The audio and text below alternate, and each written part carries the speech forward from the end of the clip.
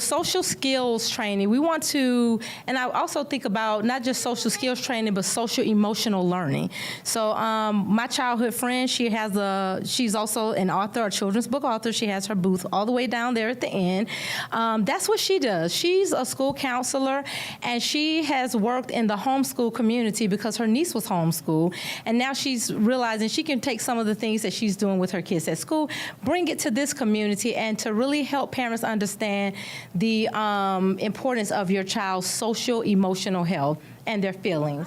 So with social skills training, sometimes we'll do a little bit of practice where we're actually having instances where I'm introducing children to others. You know, we're practicing introductions and things like that. That could all fall under social skills training. So if you notice that your child has a deficit in a particular area, that's something that you can just start looking at some different strategies to see how you can start helping your child develop a little bit more in that area, and do some of that without stressing them so much.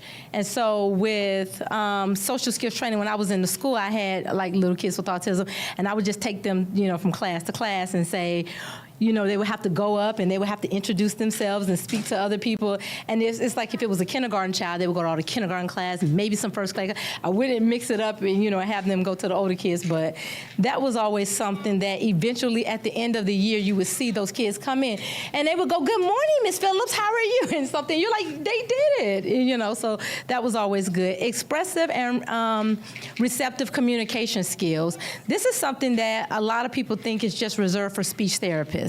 Not necessarily. These are things that you can also work on at home. And there are strategies like with receptive, we want to know, is your child able to understand language? When you're giving your child instructions, do they understand and can they follow through and complete and execute what it is you're asking them to do? Then you want to ask questions, when I layer that into 2 commands, can they follow both of those? Yes, 2 commands.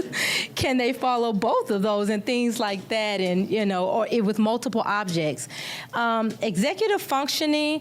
Now this is an area that I paid a lot of attention to as well, because I know when I was a child and even probably as an adult, I have a lot of ADD behaviors where, you know, my attention span can be very short. I can be easily distracted and sometimes struggle to focus.